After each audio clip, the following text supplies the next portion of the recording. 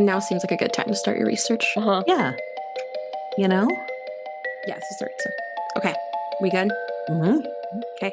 Hello, and welcome to Spooky Sips, where we put our love of horror movies into a podcast and sip some spirits along the way. I'm one of your hosts, Ivette, here with my co-hosts, Laura and Brianna. Hello. Hey. All right, so we went back to 2002 tonight, and we watched 28 Days Later. Oh, I remember seeing this in high school, but that is the only thing that I remember. I didn't remember anything else about it. It's essentially this guy wakes up, and he'd been in a hospital, and he wakes up and the world is just like gone and shut down. Like London is abandoned and he's trying to figure out what's going on. And that's the setup. There we go. Mm-hmm. Yeah. Don't confuse it with the movie 28 Days with Sandra Bullock. Yes, if any of you are confused, they're very also different movies. A great film. So if you need a bit of a palate cleanser after, that would be a good one. The 28 Days Later, 28 Days double feature. The pipeline, the 28 Days pipeline. I like this. I need some like movie theater to do this. I'm surprised they haven't, you know. Yeah. I had completely forgotten that it was Cillian Murphy. Is that his last name? Mm-hmm. In it. And so when it opened up, I was like, wait, does this guy look like him or is this actually him? Right. So that was a fun, I forgot about that. Yeah. Well, I forgot because I said in the last episode that I have no idea what this movie is about and I know nothing about it. And I completely forgot. No, I watched it just like a few years ago. So I was full of shit. I'm sorry. I don't know why I said that or thought that, but clearly it didn't leave a lasting impression on me. Yeah. Well, it's so funny because I thought I was going to remember it because I remember the experience of going with my friend to see it and nothing. I did not remember a drop of this entire movie. So it was the first time for me. Interesting. Well, and then it was so funny because Laura and we had downloaded the movie to watch and it opens up and the quality was terrible. So we were like, oh shoot, okay. But then we went to look at Amazon and we watched the trailer and that's just how this movie is filmed. Yes. And we were like, oh, okay. We didn't download it. We borrowed a DVD from a friend. You borrowed a copy. Yeah, that's what download stands for. I borrowed it from a legal transfer of copyrightable material. It's what you meant to say. Yeah. Yes. Well, it's funny because I didn't remember that I'd watched the movie, but then as soon as it started, I was like, oh, yeah, I know the monkeys are going to get infected. And I remembered everything it all came back. Yeah. It all came back once I started watching it. I just forgot the name of it somehow. I don't know.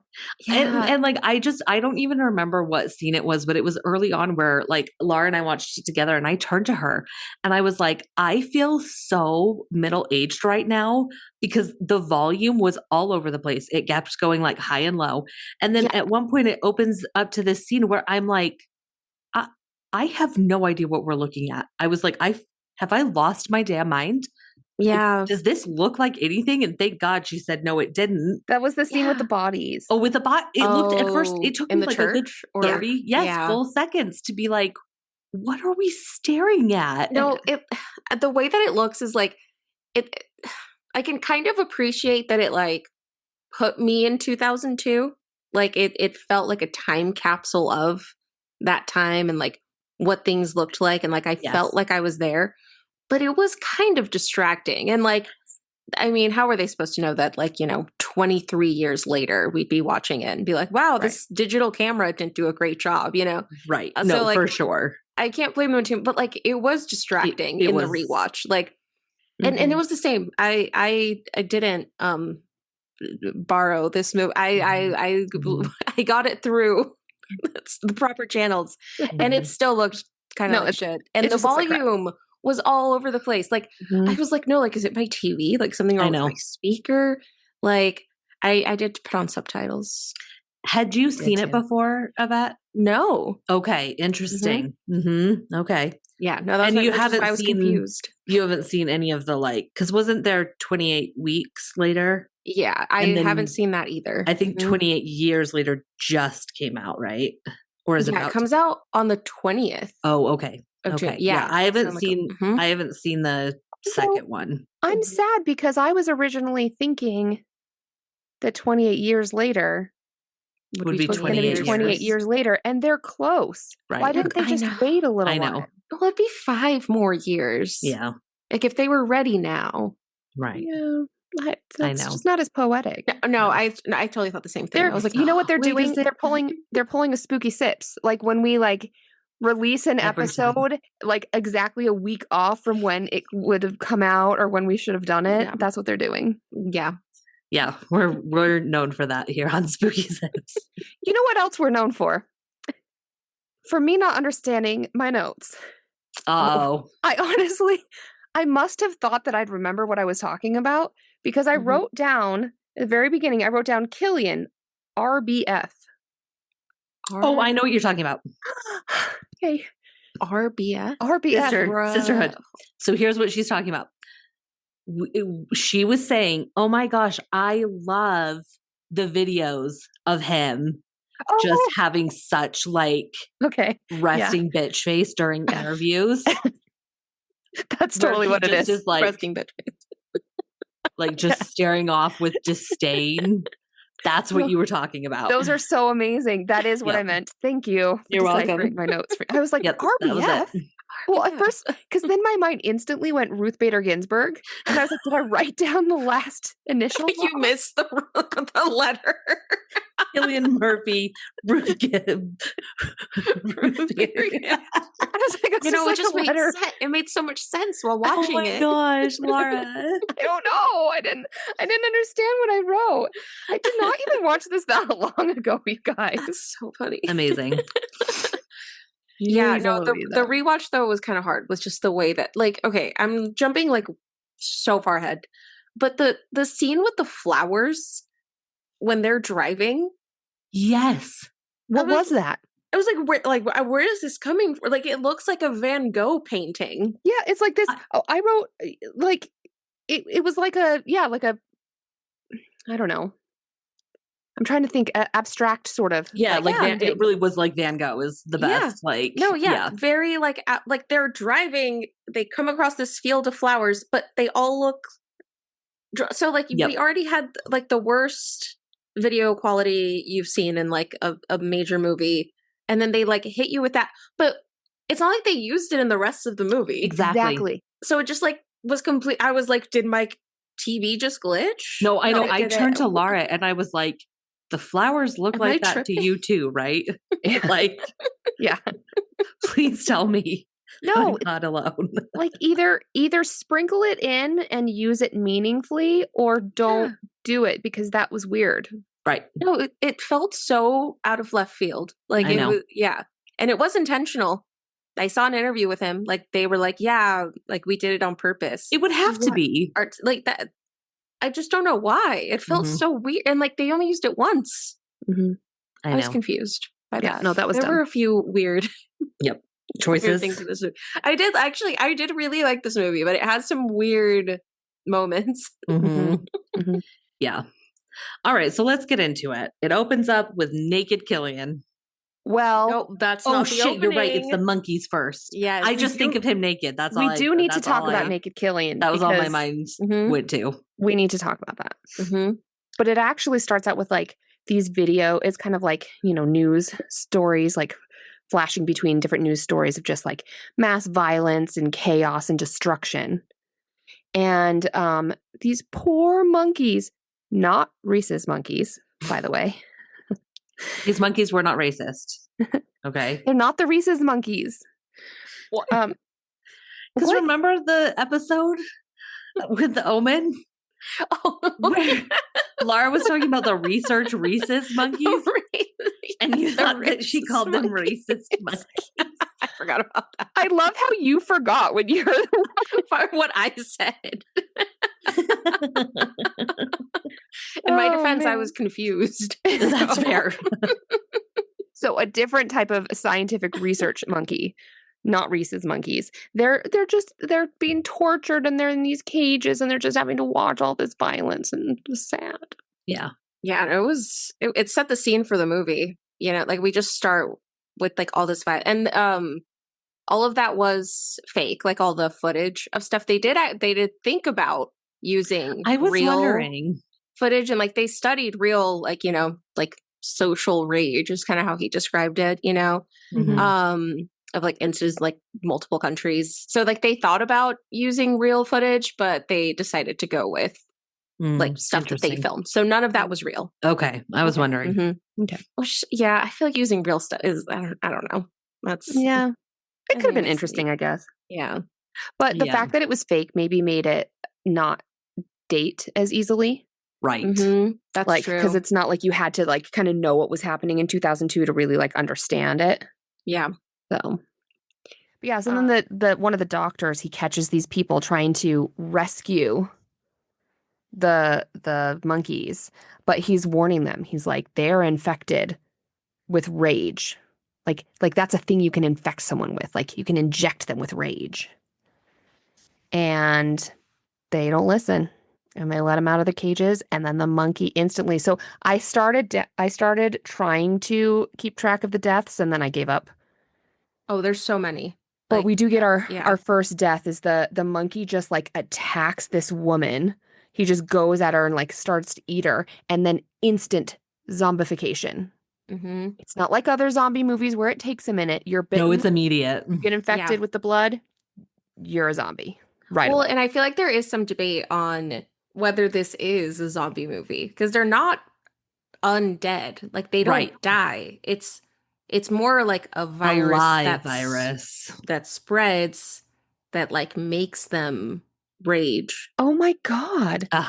Yeah, because they're not dead. They're not dead. And you can die and that's you get to die. You won't get. Well, that was a point alive. I was going to make is that they're easy to kill, but oh my God, I never even thought of that. Mm-hmm. And I mean, my first thought was, what is rage? What do you mean you injected rage? Shut the fuck up. Like, get out of here. Did that fill you with rage? It did, you guys. Yeah. Also, like, maybe they could use, like, slightly more security. If it's like, oh, by the way, this, like, transfers so easily. In these, like, tiny aquariums. Like, get out of here. But then, we don't really get a title card. No. Because then we get a subtitle card. I don't know what you would call it, right? It's just 28 days later, like small text explaining what's happening. There's no like big title of the movie names on the screen, transition or anything. Yeah, you don't really get that. You're kind of just in it. Yep. And then this is when I just wrote down in all caps with 3 exclamations following it, penis. and then I wrote down, oh God, is that Killian's dick we just saw? And then cute booty. He does have a good butt. He does have a good butt. I was not prepared for the penis. Well, why was he naked?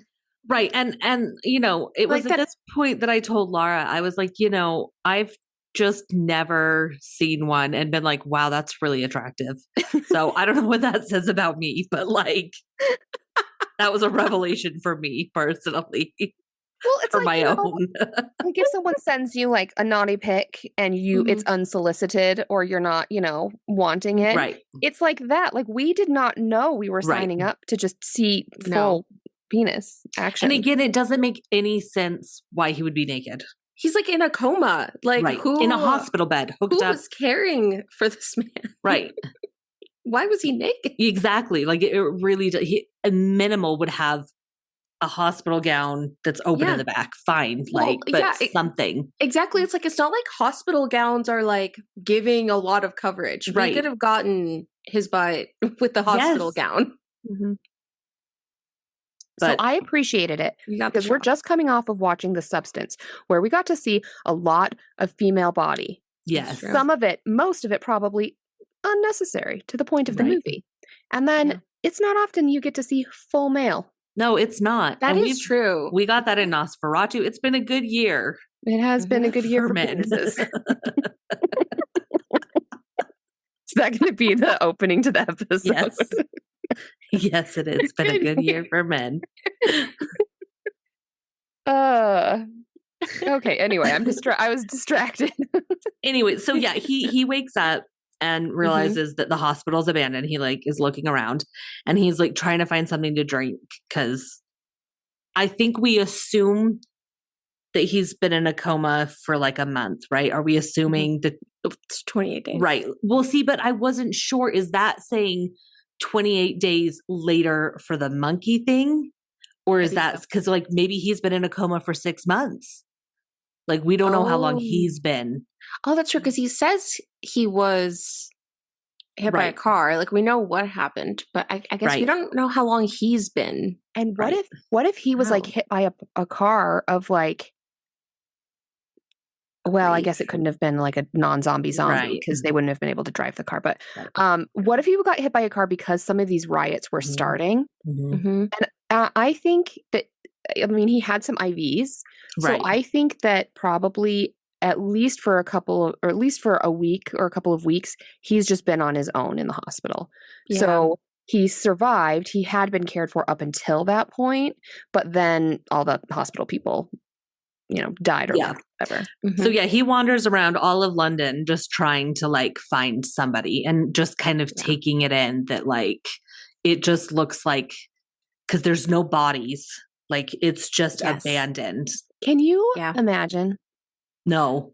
Especially in a place like London where, and I thought that was so cool that they got so many iconic London like spots where it's like, it's hard to imagine a place like that being empty.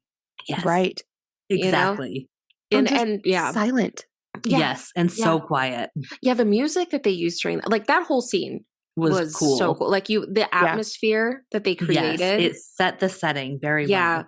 Well, and apparently they had, I think they may have even shot scenes with bodies in the hospital, or maybe they at least thought about it. And then they decided that it should be empty. And it was like, just for like the atmosphere. Like we want to create that sense of like, there's no one.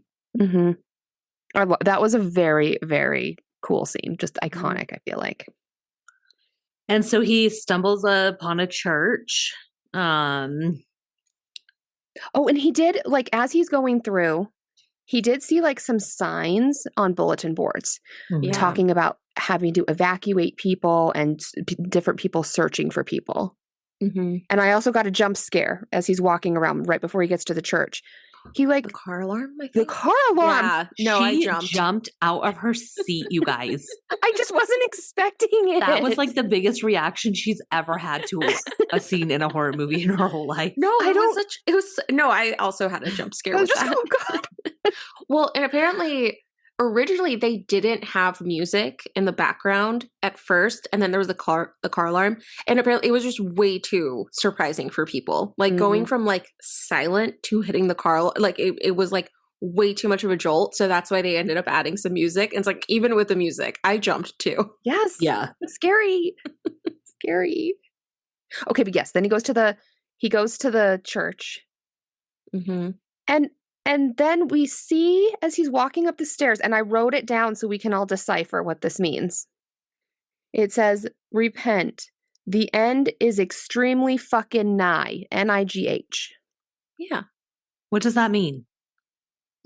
That's like a thing, right? Is it? And that's the thing. Like, it sounds like a thing, but I'm glad we didn't look it up so we can show the audience that listens like to our podcast. The end is near. The end is.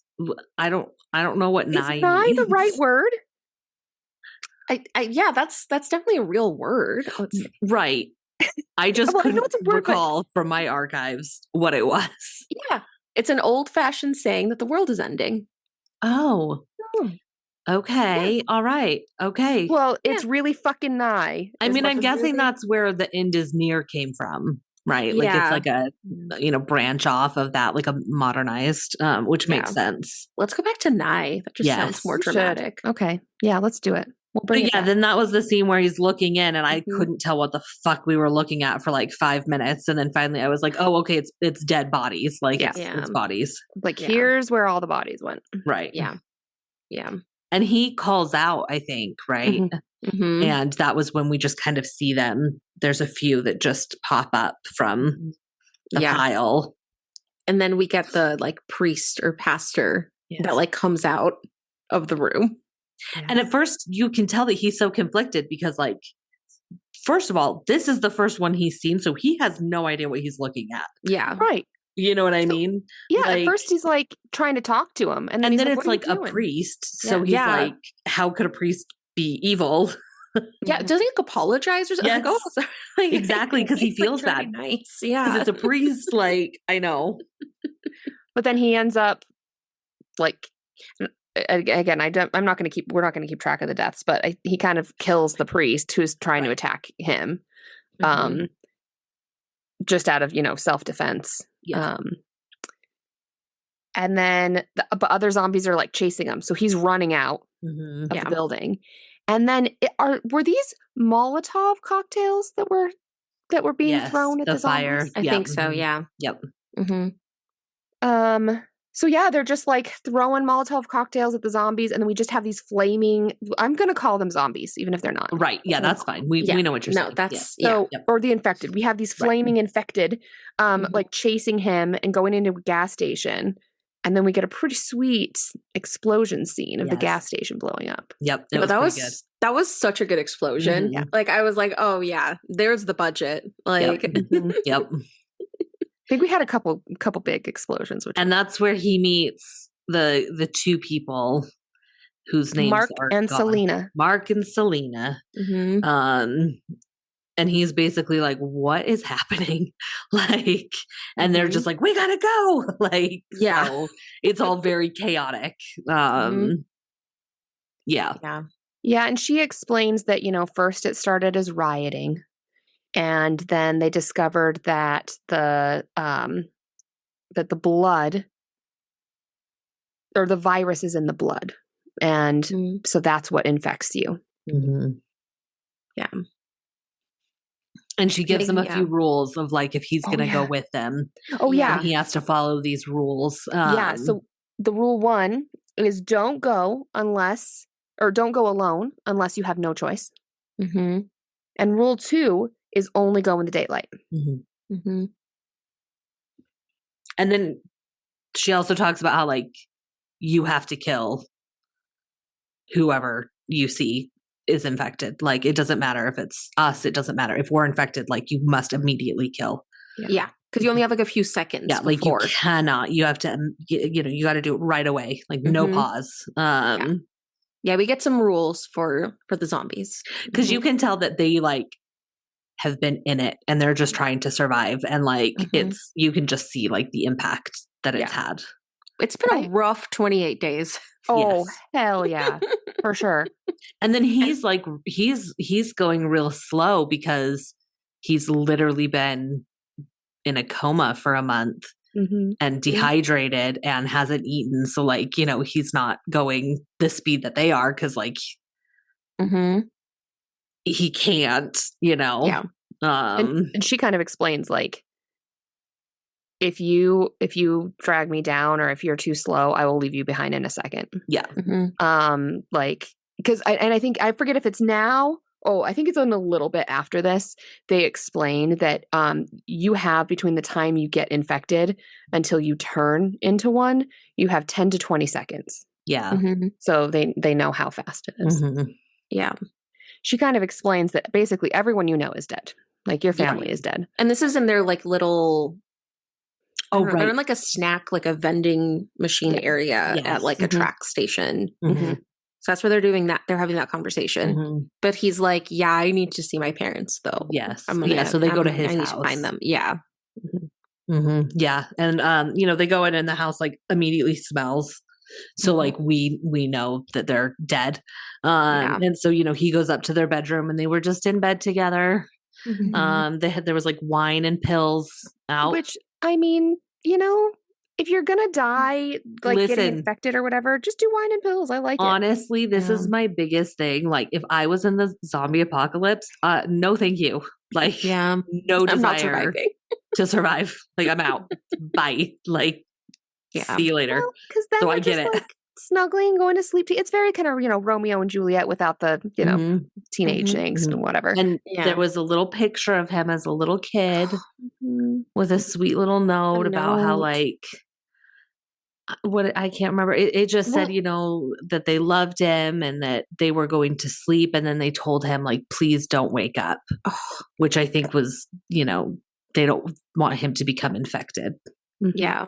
Just so sad. Like, that was such a sad It really scene was to sad. watch. Like, just the don't wake up. Yeah. I know. Was too Mhm. sad.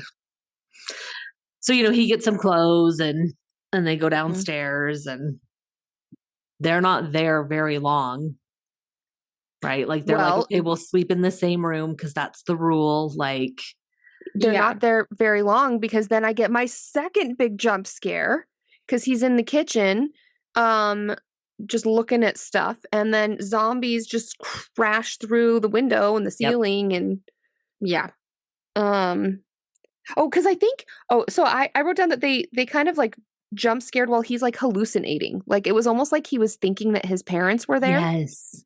Well, he You're was right. watching home movies. But Well, how see, but could- they don't have electricity. Oh. So that's why I was like, I think maybe he was just hallucinating. But the watching them. zombies saw like a light, and I that's know, why I they don't- went. Maybe he had a generator. I was like, I don't. There were Yeah. several things in this movie that I was like, I just need to not. I mean, I'm just gonna not I worry feel like about there's it. a lot of back and forth on there being power and not being. Yes. So I Yes. was like, I'm just gonna let it go. Yes, because so that's what we were debating. So I think he's hallucinating, but it seemed like he was watching a movie, but there would be no power. There's That's no one true. to But run yeah, the maybe he power. was just like remembering, and Or that's it was how like they a showed it. handheld. It Yeah, had battery. I like don't remember. I Right. thought he was watching home movies, but They now I didn't guess explain I it. don't remember why. Yeah. They did I not mean, explain either it. way, it doesn't matter. Like, Yeah. there's quite a few things in this that I'm like, no. Mhm. But you gotta suspend disbelief, Yeah, for sure. Mhm. But then Mark gets infected. Yeah, so real Selena quick. just chops him up. She gets them real fast. And we don't see him turn at all. No. We don't see him turn. And Yeah. I'm guessing they probably like had an agreement. I would I don't think want so. to be, I don't want to, and I'm going to turn. Mm-hmm. I don't I would want think to hurt so. you. If I turn, you have to promise me you're killing me instantly. Right. And I don't Yeah. want that to be my last memories of my life is like Yeah. this, whatever the fuck that would feel like to be taken over, you know? Mhm. Yeah. Totally. So she's like, all right, we gotta go. Mhm. We gotta go. Yeah. So then then again, they see blinking lights, right? Yes. Christmas lights. Yeah, the Christmas lights. Blinking Mhm. Christmas lights on a balcony. Yep. And they're like, okay, Let's check it out. we gotta go. Mm-hmm. So they do. It's like an apartment. And They have to fight through some zombies to get there. Yeah, there there's was all the like the grocery carts. Yes, which Yeah. was cool. Yeah. And he's like having a hard time going up. Like it's the whole time he's like, my head, it hurts. I'm dying. Yeah, I was in a coma. Yeah, because he's literally like so dehydrated that Yeah. Poor Yeah. thing. Yeah, He's had like half a Pepsi. Mhm. right. Mhm. Yeah. So they get to the apartment. It's this older guy and his daughter, and they're just so sweet. Like, Yeah. they're just so kind, and they let him in, and they tell him like, we don't have much, but we have a little bit to share. Like, and then he informs them, the dad, that he heard this emergency like call on his like radio, Mhm. and that he, it's a recording, but here's what it is, and it's the phrasing was really weird, but it was basically being like we're soldiers. we're soldiers, we have supplies, and what And was it that they says said the cure as well. But they had also the say cure. we have the cure. Salvation is here. Yes, Yeah. salvation Stuff like is that. here. And I was like, that's creepy. So I Yeah. immediately was like, absolutely No, not. yeah. No, immediate, like we know this isn't gonna go well. If anyone in a horror movie talks about salvation, run. No. Yeah. Right. Absolutely. Get Now, out of there. before they talk about the radio call and everything, the dad is really excited that they have these guests over. Mm-hmm. And I feel like this is a good time to talk about what we're sipping on, Yes. because all that they have left is creme de menthe. Creme de Menthe.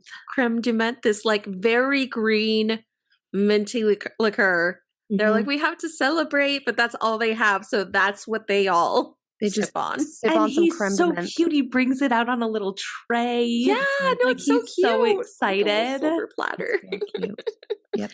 And they have all their Christmas lights around, which they at least had and like Christmas music, they at least showed that they had like a little generator. Yes. For it. Right. So that was okay. But yes, it made it very just like magical moment with their creme de menthe. But if you've ever drank creme de menthe, I mean, it tastes like toothpaste. Like it's, I think my teeth are getting green. Yeah, it's like mouthwash. Like it's very intense. Yeah. So yeah, Laura had the idea to make something with it instead. So Laura, what are we sipping on? So instead of us just straight creme de menthe, Which only was my cocktail, idea. Which we could have, but we could have. Our stomachs all would have hurt. So the only cocktail I know with it is a grasshopper, which typically is going to be, now recipes vary, but I feel like the most consistent one I found was equal parts of creme de menthe, creme de cacao, and heavy cream. Is that what you found, Ivette? Yeah, the one I found had less heavy cream. Okay. So one I found had double heavy cream and one I had like half of it. Heavy cream to your heart's desire. Yeah, whatever your preference is. Yeah. So Yvette, you made the cocktail tonight? Yes. Brianna, not for you. I did not. I did not have the supplies. As the chooser, I figured I should probably be drinking it. Right. But full confession, there are some modifications with mine, as you might be able to tell by the color of my drink. It's green. It's very green. So I do have creme de menthe. I do have creme de cacao, but the dark brown version of it. Oh. That's what I had too. Okay. Yeah. And I don't have heavy cream, but I do have no sugar added oat milk. Yeah. There you go. So that is what I've made mine with. And how is it? It's actually pretty good. Okay. It's like a junior mint. Yeah. Liquid form. Cute. Yeah. No, I mean, I think the heavy cream makes it a little lighter. Yeah. In the color. But yeah, I also had the brown. So I made a backup for once this one's gone, and I added a little bit of extra oat milk. So hopefully the next one will be a little lighter in color. Yeah. I always think of grasshoppers. Philip and I went to Mexico after we graduated, and that was the drink that we like loved. Oh my gosh. While we were there, because like you could order drinks, so we were just drinking grasshoppers. Hilarious drink. That's an amazing drink. Well, because we went with our Aunt Pat, and she at the time that was her drink. Like if Pat was gonna drink, it was a grasshopper. So like not like a pina colada or like a margarita or like it's like no back to back grasshopper. That is actually incredible. Yep. Well, and so I don't normally drink sweet drinks really. And just drinking this, like my mouth is coated. Oh yeah, oh your tongue is so green. Yvette, is yours green? Oh my gosh. Yep. Oh yeah, yours is too. Cute. Yeah, I feel like the heavy cream also adds to the my mouth feels sticky. Totally. But so anyway, we can call this episode like 28 Grasshoppers Later. Yes. Or something like that. I love it. So yeah, no, I'm going to try the cocktail again. It's been a long time since I've had a grasshopper, actually. It's, I mean, it's not bad. Like it's honestly pretty good. It's actually pretty refreshing. Yeah. Yeah. Like nice and minty. Like it's, Yeah, you got fresh breath after it. Exactly. And a green tongue. And a green tongue. So, okay, then we get a scene of Killian shaving, but the dad and the daughter, they point out that there's no water, and they've tried to like collect it in the buckets on the roof or whatever, but it's hard because they haven't had rain in 10 days. Yeah, and so he's just dry shaving with a razor, and what is the point of that?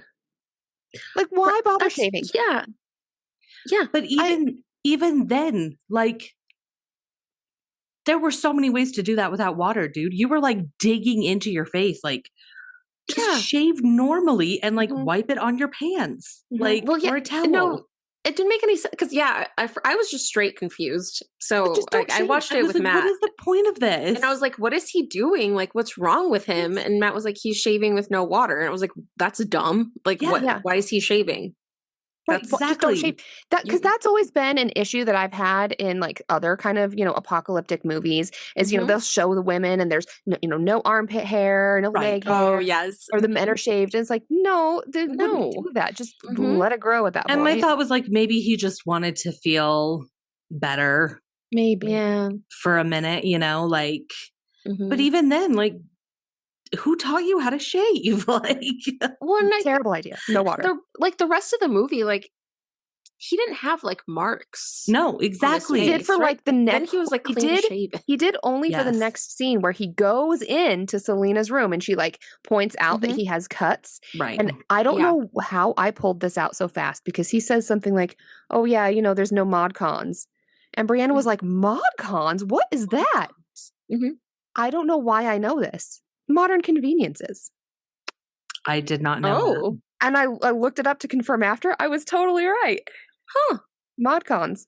Modern Mod cons. conveniences. No. So Yet anyway. again, it makes me think of Sabrina the Teenage Witch and the episode where she has to go live on the prairie because she has to live without any modern conveniences.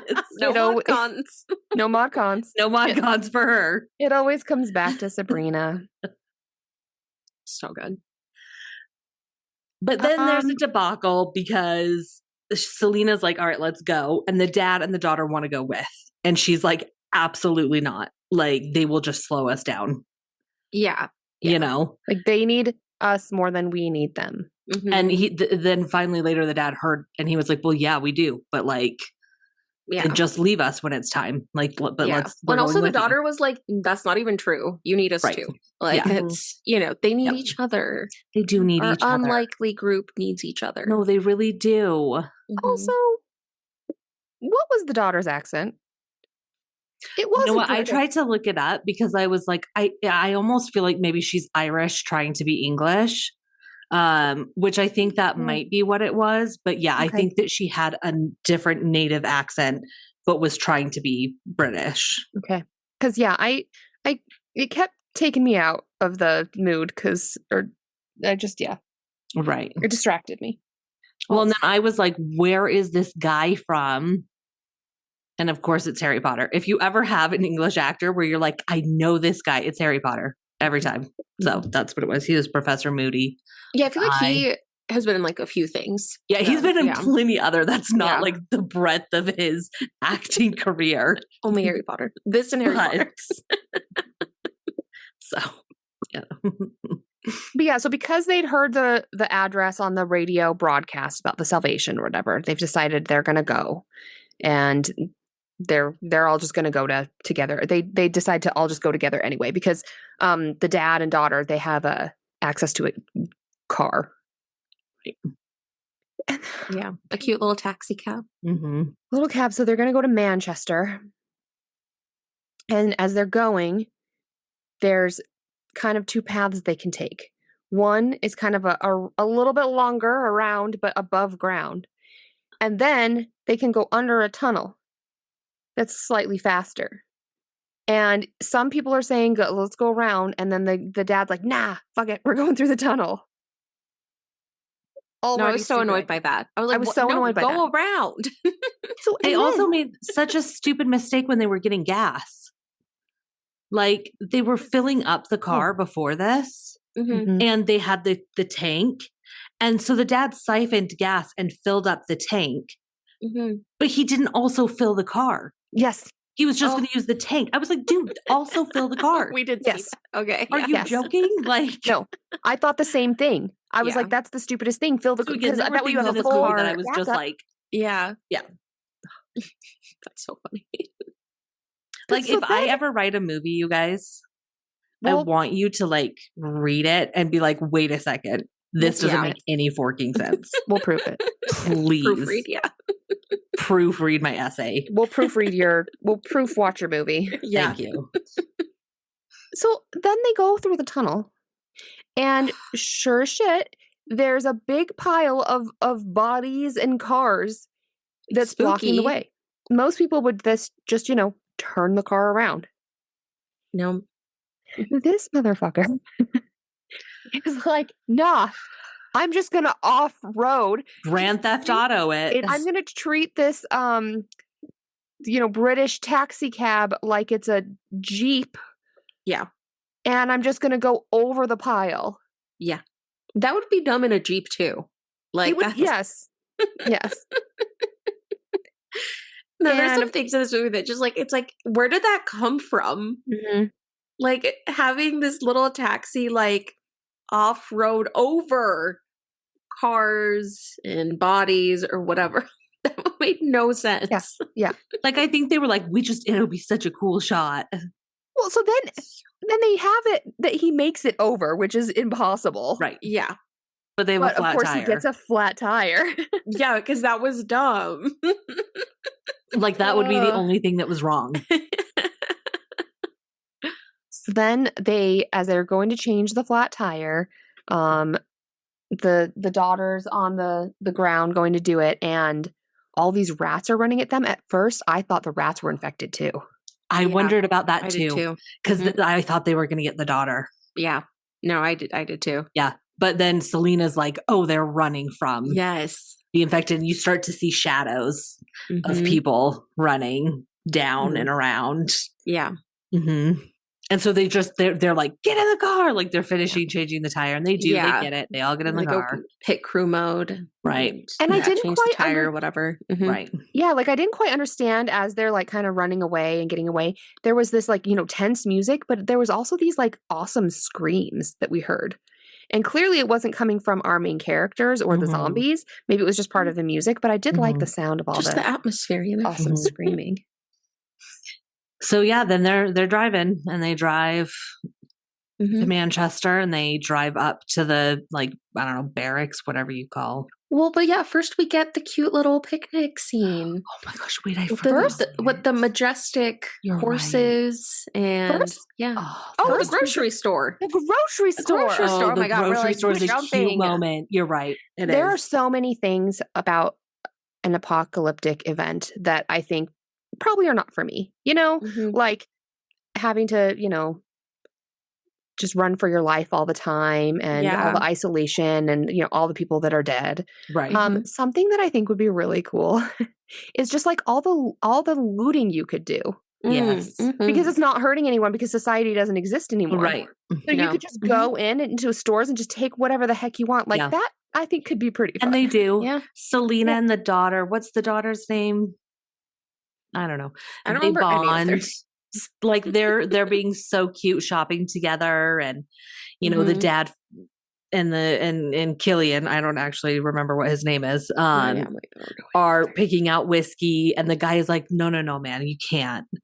You got to get a good one, and he picks out like a really good aged one, like a Macallan. Or yeah, exactly. And he gets a lot of them, and they load up the car and then, they go on their cute little picnic. And I was telling Laura, I was like, you know what, actually, it would be a good idea if you just wanted like some time to just go to a really big open field and go in the middle of it because there's nowhere for anyone to hide. Yeah. So, but yeah, they see the horses and they're fine because the daughter did ask if they were infected.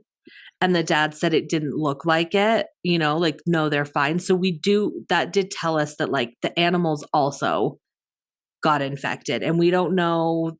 I mean, it came from a chimp. Exactly. So, and it went back to so we get that they were also infected. Yeah. So there is a stop before they get to the field that there's just some things I want to talk about.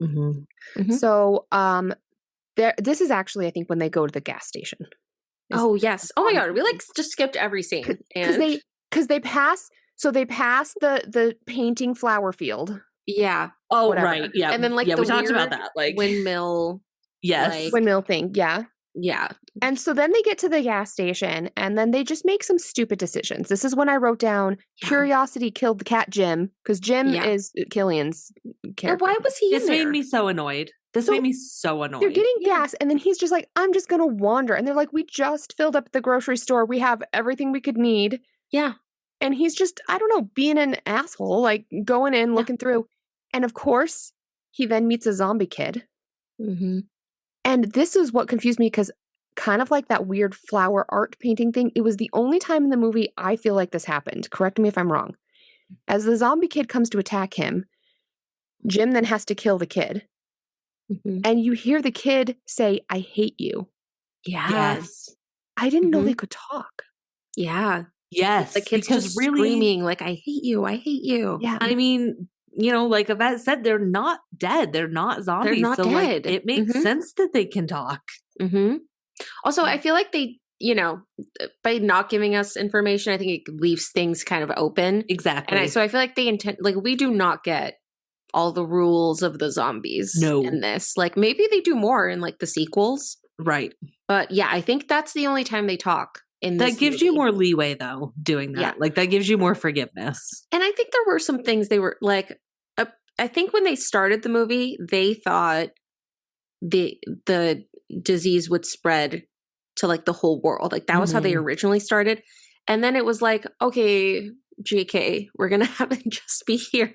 Well, because so that then they can. So like, I think things change. Yes. In the development. So this is interesting because very early on in the movie, when we learn that like it crossed the Atlantic, We heard that like were, on a broadcast. right? We did. Like I had to actually pause the movie, and I was like, hang on. If it immediately incapacitates you, how did it jump an ocean? Because they couldn't get on a plane being infected. They couldn't get on a boat. They couldn't operate any of those things. I was like, I don't understand how the virus traveled. That doesn't make any sense. Like it, because no, there really is no way. Because like, well, I guess, but we don't know how. Because like, like certain like diseases, right? It's like they can live on a surface, right? So it like, because it was blood and saliva. Yeah. So it wouldn't have to be an infected person. Like what it could be that the blood or saliva was on something that was then touched and then that person put it in their mouth or like. I guess I just figured right? for that like to get diseases. on a plane, for instance, that means an infected person would have had to be there, which means they would infect. So immediately my first thought was like, that doesn't make any sense. But I had to let it go. And I was like, I'll just let it go. Yeah. But think like shipping, right? Like that'll happens on boats. So like if rats can get it and the rats get on the boats and the boats carry the food and the grain and the clothes. But I guess I just thought like it would infect the person driving the boat and then you're incapacitated. You can't drive the boat. You couldn't successfully then drive the boat. Yeah. Where it's supposed to go. I feel the same. So, and that will later come up. So, yeah. But that was like my first thought was, wait, that doesn't make any sense. Because I really do try in horror movies, like when you need, like I try to let it go. And I'm like, I'm just gonna try to believe what they're selling me. But sometimes they make that hard. I mean, yeah. My teeth are so green. It's pretty easy to. I mean, this wasn't as bad as the substance. That was so much more disbelieving. So like, this was better. Yeah. I can, to me, that made sense. It was like, of course it is. We live in a global economy. Right. Like, see, I feel like it didn't. The rats on the boat, the boat doesn't have to kill the captain, but they're going to be on the boat. So when they're offloading, it's like. Then they're going to get, it's like how bananas like have tarantulas when you order them. Like it's like animals come in our food and stuff. And this is all coming across the sea. And but this will come up later. So we'll get there. That part I believed. Yep. But yeah, it was just, it was like, what the fuck is wrong with you? And then like he hid the fact that he killed the kid. They were like, is something wrong? And he was like, nope, I'm fine. Nope. Like he didn't tell them what had happened. Yeah. And then they also park their cab. Oh my God. Right far away from the gas truck that they are siphoning from. Yeah. And so, like, why? Just park next to it so you're right there. So to fill it up as well. Like, and then they let the 12-year-old girl drive the car who clearly doesn't know how to drive. She's almost not going to put on the brakes. Yeah. And like run into the car. It all was really dumb decisions. And then she pulls this like crazy move to Again, just like Grand Theft Auto. Yeah, freaking drift the car right into place where it's like I was like, where did that come from? What are you doing? Why is she drifting?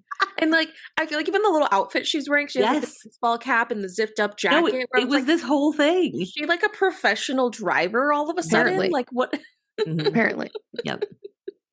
But yeah, so I said this a second ago, but look how green my teeth are. You know what's funny? It actually doesn't really look like that. It almost just looks like you have like glowing white teeth because they're really, it almost feels like they're like glowing a little. My glowing green teeth. Yeah. Glowing.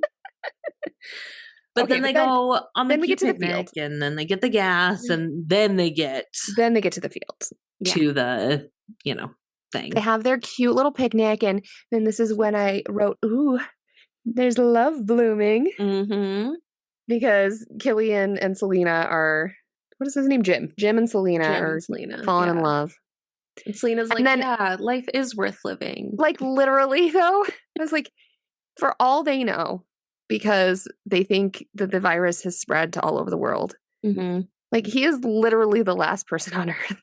Yeah. Like those standards are pretty low. I guess desperate times call for desperate measures, but I'm like, can you really think that it's love at that point? Because he's just like the only other than the dad. There might be some trauma bonding. Yes, for happening. Sure. Well, and again, I was like, who is this actress? And then I thought of it. She was the actress in the James Bond movies. She was Moneypenny, and she's so good in it. Like the new ones with Daniel Craig. Mm-hmm. Oh, so that's who she is. Mm-hmm. She's very good in that role. I liked her in this one too. Mm-hmm. But then again, back to stupid decisions. Okay, we may at any point need to run for our lives and fight for our lives and whatever. Let's just take some Valium. Take some Valium. In an open field. Yep. So that we'll just be passed out when the zombies come. Like, come on. Well, but the dad didn't take it. Well, right, but like, what if they had been under attack? They'd be so like gorked out. And so then the daughter wanted some, and the dad finally like agreed to let the daughter just have like a little Valium. And then we see Jim has so he wakes up and he's alone in a field. Yeah. What else happens? Oh, and he's screaming, "Hello!" Yeah. And then he wakes up. Mm-hmm. Because he gets woken up. He's like, "He gets woken up." So he does have a dream, which normally I wouldn't bring that up because it's not that interesting. But obviously, I'm going to talk about a dream. Yeah. Do we have some dream analysis? Yeah, it's not a very good one because it's a short dream. Right. Yeah, that's true. Oh, should I do that now? It's pretty obvious. But yes, go for it. Okay, hold on. I got to turn on my computer where I wrote my notes. Mm-hmm. Oh, and then when he because he doesn't like fully wake him up. He's kind of like, "You're dreaming." Like, go back. He's such a dad about it. Yeah, but then he's like, "Thanks, Dad," or like, "Okay, Dad." Yeah, Jim calls him Dad. Yeah. So cute. I busted out books for this episode. Nice. So for this dream analysis, landscapes are usually more about how you are feeling, not about the actual landscapes. Like landscapes in themselves, like whether you're in a mountain or on a cliff or in a field, they don't really mean much on their own. It's kind of how you feel in them. And so sometimes a field could be like really boring to people, kind of showing that there's a lack of excitement in their life. But in Jim's case, because he's alone in a field and screaming out for other people, it's really just the isolation of his situation right now is really getting to him. The fact that he's realizing like, this is real. We are alone. Yeah. That's fair. Yeah, that's the end of my dream. No, that's that's fair. You only got a tiny glimpse of it. I mean, it was a pretty straightforward dream, Yeah. But so we get to Manchester. Yep. And there's no one there. It's on fire. Yes. Like all of Manchester is on fire. Like, yeah. Well, and again, this was one of those moments where I was like, am I losing it? Because they were talking about it and they weren't showing us what they were seeing. Like, oh my God. It took like 30 seconds long to show us what they were looking at. Mm-hmm. that I was like, I don't understand what's happening. It was just the road. Yeah. And they're like panning up on the road, but they were panning for so long. It was so slowly. It was so weird. Like, Yeah. but yes, Manchester is on fire. Yeah. Yes. Which, like, at that point, it's like, do you want to go there? Goodbye. There were signs. Move on. You know, there were Well, signs. so then because of that, this is when I wrote down sad Frank. So that must be the dad, or the dad's name is Frank. Okay, Yeah, this was so sad. But I will say it was cool. It was cool. It was a cool moment because now this was when they were like at the army barracks, right? Like in front of the army, whatever you call that, their depot where they were. And there were just some bodies hanging from like power lines and stuff. And Frank was like underneath and he was looking up and there was a crow that was eating one of the zombies. And then the crow goes to fly off and a blood drop falls and lands directly in Frank's eye. That was a cool shot. I liked Horrible. that. Yeah. Horrible. Yeah. And then like he just starts panicking and his daughter's like, Dad, what's wrong? And he's like, get away from me. And he's like violently screaming at her and pushing her away to be like, get away from me. And they, you know, the Selena and Jim catch on and they're all like, we got to kill him. But then all of a sudden his back gets shot up from guns. Like an excessive amount. Yes, like a 50. Yeah. Just like Gunshots. You guys aren't like limited on bullets at all here. Like I know. I thought the same thing later on. Like, and I have some theories as to why these soldiers pop up. Yeah. And we see that like, oh, it's not abandoned because that's what they had thought at first. Like they actually are there. Yeah. And then the captain or whatever comes out. And he's like, welcome. Come on. Yeah. And he's explaining like, we're not just trying to survive. We're trying to rebuild civilization. Yeah. And this is when I wrote down, I'm getting some real rapey vibes. Like no, I was like, get the fuck out. Trigger warning for sexual assault subject, by the way. Yeah. But you could just sense like these guys. The language they were using and the way that he was talking about it, like he just immediately sounded like he was only looking at them as like resources for their own needs and uses. But he's like also giving them a tour, and then he's showing them they have this one this zombie on a chain. His name is Mailer, and they like have him out in this like weird strange little courtyard, but then he's like where the laundry lines are. Yeah. And then like, he's like talking about how he's like trying to like, you know, teach him and like learn from him. And it's like you're just torturing this poor zombie who, yes, is given the chance would kill you, but also you can kind of a little bit in his eyes see the humanity. He's just like chained up and like wanting this to be over. Yeah. And so like you can just tell like they're just torturing and just And I will say I actually understand the purpose because like this was one of their soldiers. Yeah. No, it's like you got to understand. You got to understand like how long will they live? What do they need to survive? But the way that they had him, right? It wasn't like he was in the basement confined to a room. It was that they had him out in this yard where they went and like poked at him and they got joy exactly. From his torment. Like it wasn't what they were doing necessarily. It was how they were doing it. It's not what you say; it's how you say it. Yeah. Yeah. No, the vibe was rough in this place. It was like, okay, yeah, this is not salvation. No. So then they have a dinner. They all sit down at their dinner, and the one cook made bad eggs. Yeah, and it's disgusting. That just like grossed me out. And again, just the way that they're all acting, like all of the soldiers seem like a little insane. Like they just all seem like something is a little amiss. Yeah. You know, and that the captain is really trying to like keep them together in front of the new people.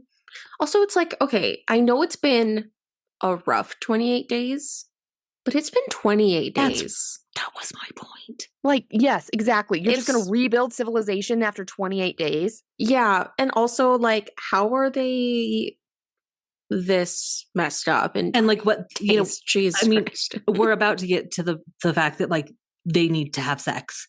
And it's Yeah. like, what, 30 days? Like, Like, 28 days. like, Yeah. oh, And sorry, you're this right. is- 28 days. This Like, is not yeah. just 28 days of like, you know, so maybe you're used to having sex like, you know, every other day or whatever. This is Mhm. not just like a normal 28 days. Right. This is 28 days of like fighting for your life to survive. No, I agree. Yeah. The timeline did not make sense for their behavior. Maybe and 28 actions. months. Yes. 28 exactly. years? Well, you know Yes. what? The psych analysis might Mhm. provide some insight into what is going on. Yeah. Okay.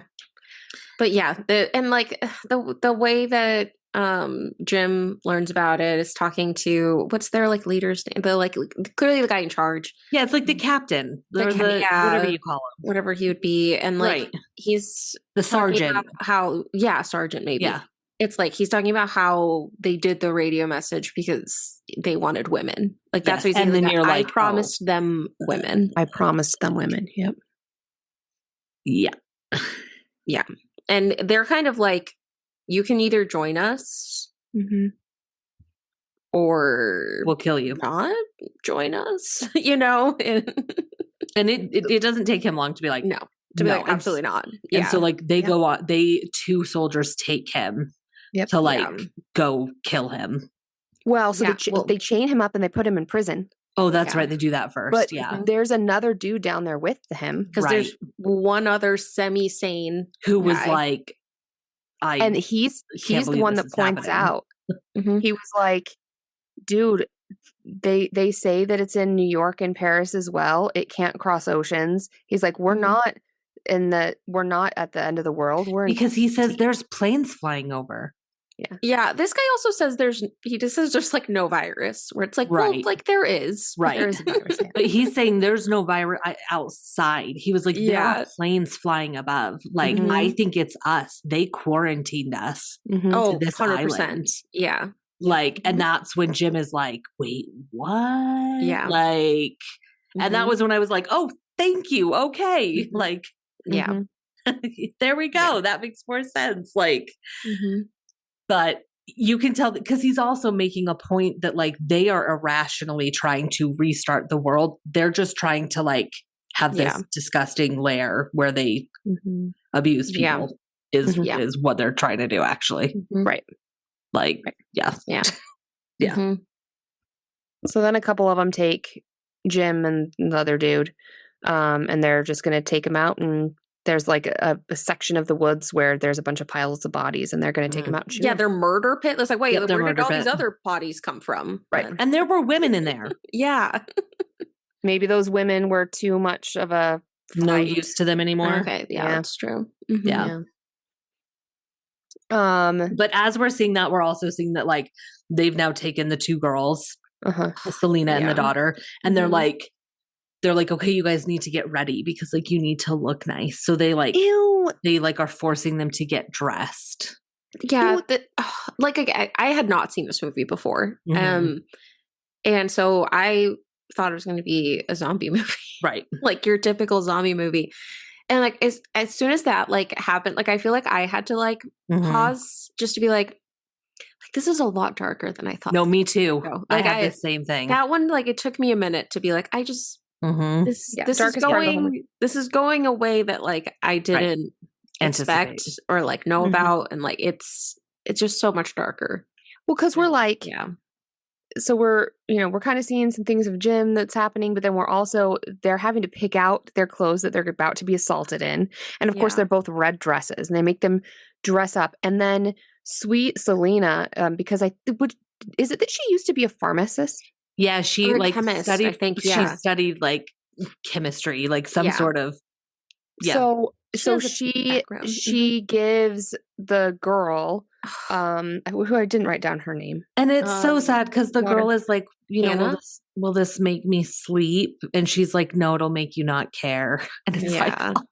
At that moment, I was like, I don't want to watch this anymore. I know. No, Because she's young. She's so young. She's yeah. 12. Maybe she's like 12, 13. I Yeah. don't 12 know. to 14. Yeah. Maybe 14. Yeah. But yeah.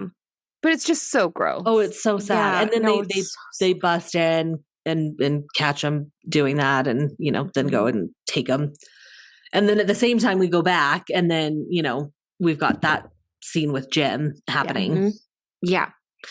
So there's the other guy that came with him and the two soldiers. And one of the soldiers is like a bigger dick than the other one. And he's like, I want you to die slowly. Like he wants to stab the other guy. Yes. Which is like, again, how did you get so bad in... I mean, they were always assholes. I'll explain. I mean, it. the idea that a soldier is not maybe a great person. I will explain it. Okay. What a concept. And the other guy, trying to be a slightly better horrible person, shoots him. Like, okay, yeah, I'm not going to let you you're die done. slowly. I'll shoot him. And that's when Jim, like, escapes. Yes. Because then they start fighting, the two bad guys. Yeah, yeah. Mm-hmm. But when Jim escapes, he like climbs over this fence and like ends up like kind of losing his shirt, and then he sees planes flying above, so he has confirmation that there are people. Yeah. Okay. I feel like I'm beginning to be known as the one with all the grievances. I'm comfortable with this title, but here is my biggest grievance. Yes. The scenes that ensue try to tell us that this man that was in a coma who knows how long and couldn't walk without his head hurting in 2 days becomes a full-on he's fucking soldier. Rambo. Like he is. Yes, thank you. He's a Rambo. Like a samurai ninja. Like he does these things where he like jumps through roofs and windows, and I was like, "Are you fucking kidding me?" And no, watching it, I was like, I'm getting him any water in the whole journey that he's been on, and this is what they try to convince us of. We literally see him get a headache walking upstairs. It made me so mad. You're not alone, because what I wrote down was, okay, so now the mail courier is a better assassin than the military men? Yes.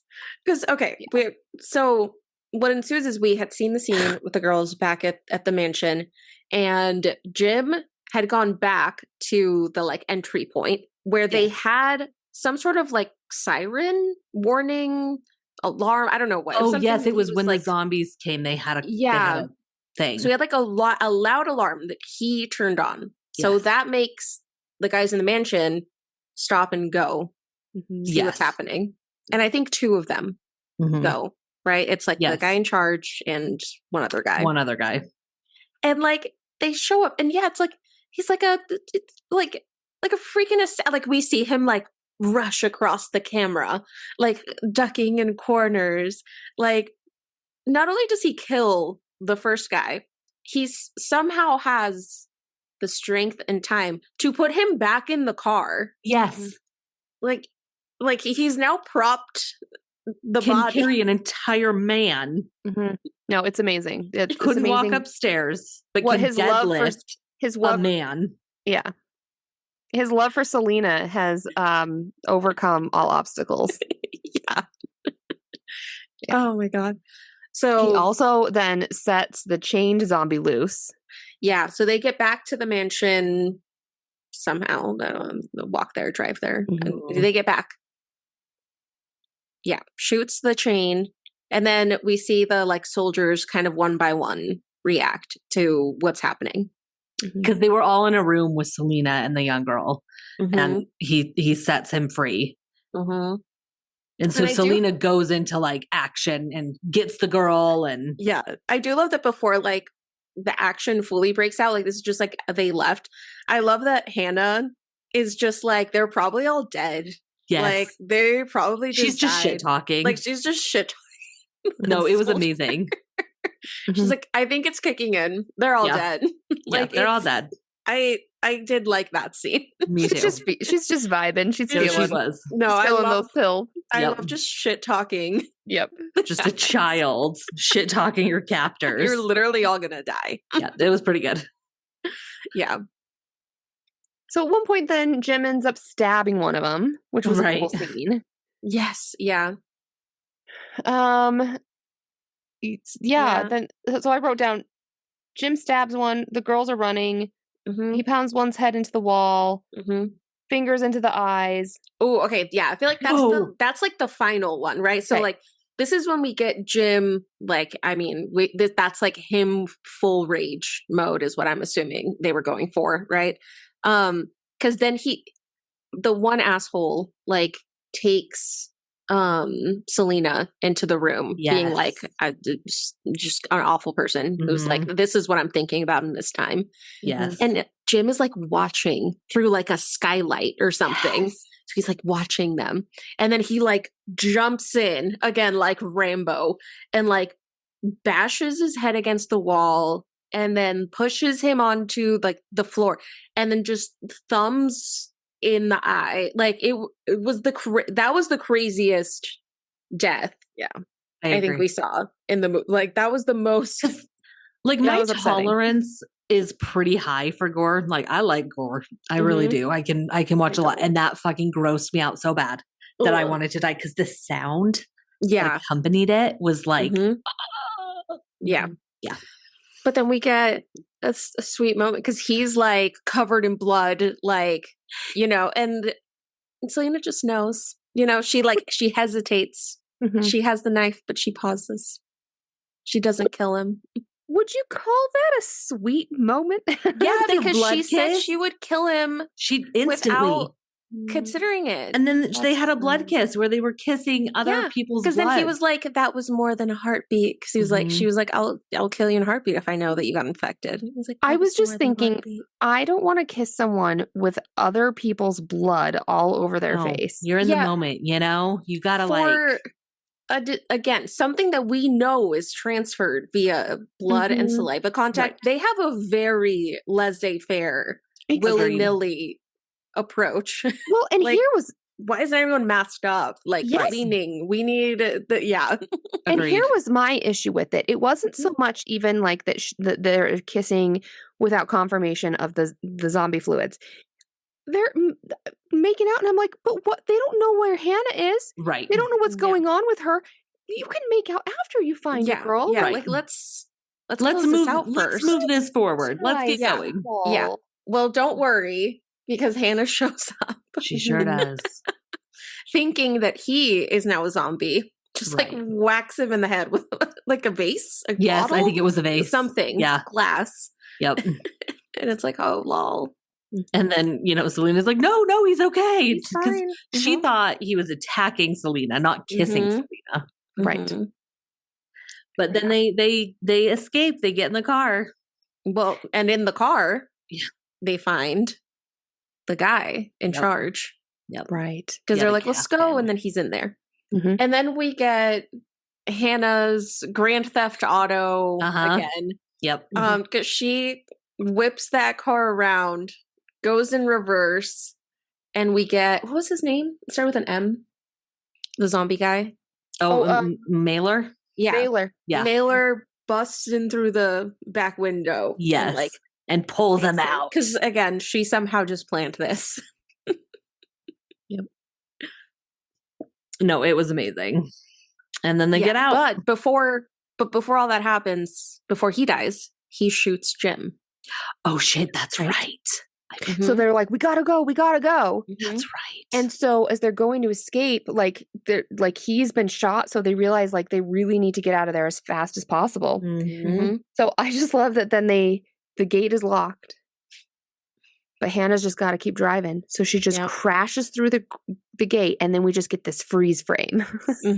Like, it's like, I don't even think that's 2002. I think that's like 1992. Yeah, I don't know what that is, but it was very dramatic. So random. Like, it's so random. Yeah, it was pretty cheesy. But then we see them through all these like flashes of hospital scenes. And like we see that like Jim is kind of being bandaged and taken care of and whatever. Yeah. And then another kind of little not title screen, but something of 28 days later. Yeah. Right.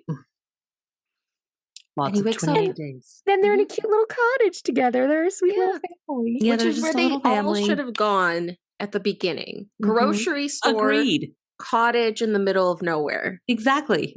That's all they needed to do. Agreed. But yeah, they're all living there now. No, they're so cute. We see Selena at the sewing machine because Jim wakes up and it's really bright and he's like, not the curtains. And we're like, what? And then he goes out and Selena's making something, like sewing something on the sewing machine with like the curtains with and also pieces of dress of the dress. Yeah. And then Hannah runs in and she's like, they're here. It's time. I can hear it. Yeah.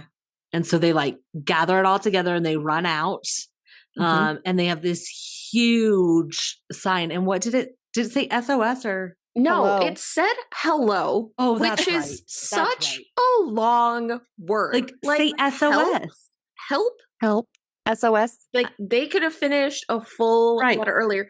SOS, even shorter. Right. No. Like hello? What? Yeah. No, you're right. That was weird. Hello? They're in England. It could have been hello. Yeah, they could have at least take the H off, you know? Like they're over here pulling down the curtains. You didn't need that much. Right. No. Yeah. No, it's so stupid.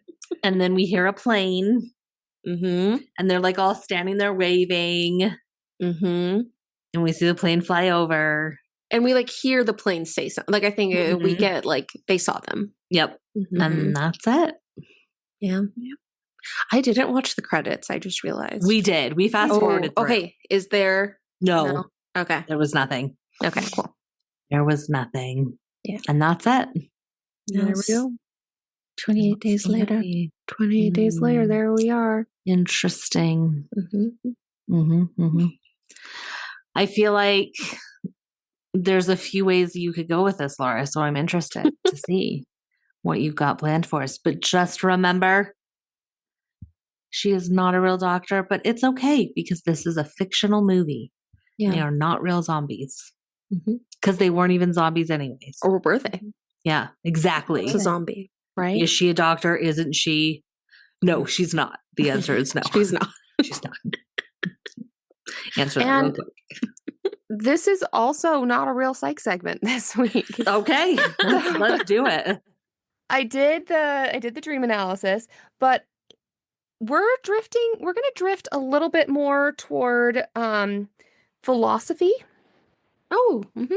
tonight, but I did also bust out, which I've done a couple times here and there, but more in our earlier episodes, social psychology textbook. Oh, nice. Yes. What year is that bad boy from, Laura? Oh my gosh, let me tell you. Or even just in your life, where did that come from? Oh, so this was early on in my grad program, so this would have been maybe 2010. Nice. Do you want me to tell you the actual? I do. I hope it's from 2002. That would be amazing. Yes. Do you think kids even know how to like find a copyright date in a book anymore? You don't need that information. No, I don't, Laura. 2005. So this is 20 years old. Okay. Damn. Okay. Nice. Yeah. Well, that's accurate then. We're on theme. Yeah. Okay. So that I'm going to use when we talk about more of the psychology of being in a group. But first we're going to talk about some philosophy theories. Sounds like you both agree with me that the scariest part of the movie, it was not the infected. It was the military, human nature, and human nature. So that's what we're going to focus on is human nature. So there are 4 different either social psychologists or philosophers, I'm not sure what we want to call them, social theorists, I guess, that have different perspectives on kind of what drives human nature when it comes to like kind of themes of this movie. Like when your society and government and rules is taken away from you. So one is Hobbes, and I didn't write down first names or years, but they're old dudes. Yeah. Basically. So one is Hobbes, and he kind of proposes that people are inherently selfish. Like we're just all selfish, brutal, terrible people. And so we need a society. We need a functioning society to kind of keep us in line. So he says that like we have to have these social contracts, like these things that we kind of agree to and these rules so that and that the government and like higher up kind of like kings or presidents or whatever hold us to, because otherwise we're just going to devolve into like kill each other and die early in chaos. Mm-hmm. So And we like do get that scene like pretty early with yeah, Jim, and he's like, they're talking about how there is no government. He's like, what do you mean there's no government? There's what do you mean always there's no government. Like right, and they're like, no, like there's nothing. right, right. So that's kind of one view you could Mhm. take. The next is, and also I think we've talked about this on the podcast before too, but um, I know Brianna has. Ivette, have you also seen Lost? We talked Yes. about Lost. So I also love that some of these social contract theorists are definitely characters' names in Lost. Nice. Oh, they're not subtle. No, they're not subtle. I mean, the one guy's name isn't even, not even a different first name. His name is John Locke, and that's Right. Yeah. Yeah. Yeah.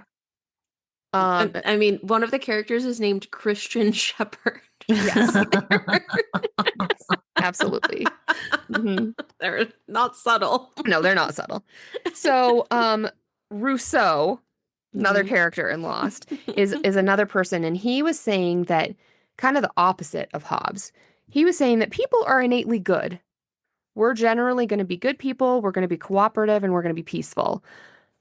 But it's society, it's like living in these social rules and regulations and systems. That's Mhm. what corrupts us. Mhm. We were all fine until all of a sudden people started getting private property and social structures, and then that leads to greed and corruption and bad behavior. So it's kind of like his version would be like society is going to be better once Mhm. government and like structures taken away. Mhm.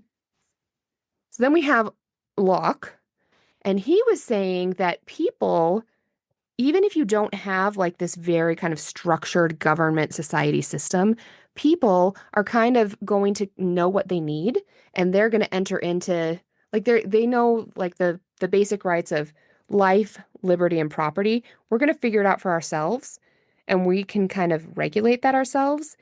And just government can kind of just lightly like uphold it. We don't need Mhm. like super a lot of control. And then Kant, so now I feel like I'm talking about like the good place, getting into Immanuel Yes. Kant. He Yeah. was saying that people are really generally responsible for their own actions, and they can choose to follow the laws that they make for themselves. So kind of a little bit more like the Locke perspective. I will Yeah. stand by the fact that Chidi is the best philosopher of our Absolutely. time, hands down. It's so good. Apps. If you like philosophy, the person that made A Good Place wrote a book that's actually pretty good. It's like an intro to philosophy because it's like he had to do so much research for the Right. show that he Mhm. like had all, so it's like, it's a good like, it's a very like intro, like kind of funny way to do it. It's a fun book. Yeah. It's called How to Be Perfect, Okay. where I'm gonna he write like that down. goes through like what the research that he did for the show and like breaks down philosophy in like a very like understandable way. Yeah. I It's a love good one. that. Ooh, I want to Yeah. read that. hmm I want to read that. So that's just kind of some philosophical structures that you could kind of try to understand this movie. But I'm curious, what do you all think? Do you think either people are generally good and society corrupts us, people are generally bad and we need society to kind of keep us in line, or people can kind of figure it out for themselves with or without these firm social structures? Honestly, it's so hard because like, have you ever watched like a child just exist where it's like, oh, see, we are good, and then you see another child, and it's like, no, we are bad.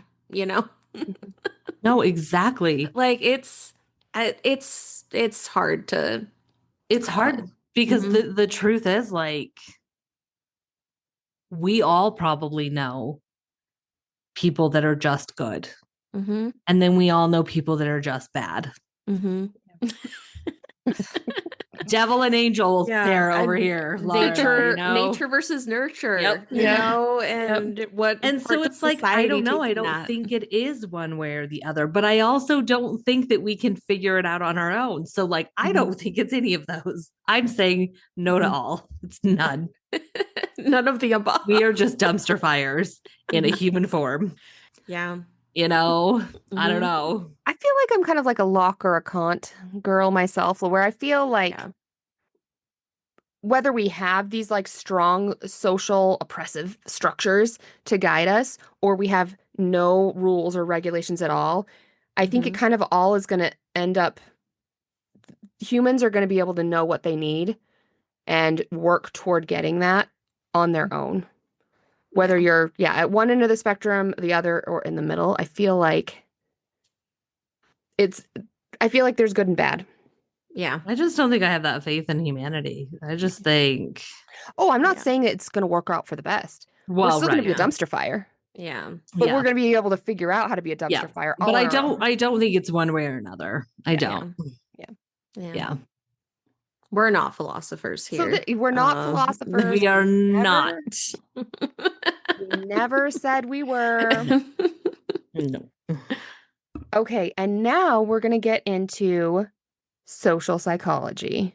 Nice. But first, my mouth is green and I need a drink of water. I know. I didn't think about the greenness. Uh-huh. Yep. Although I almost bought the wrong Creme de Menthe because there's a clear one.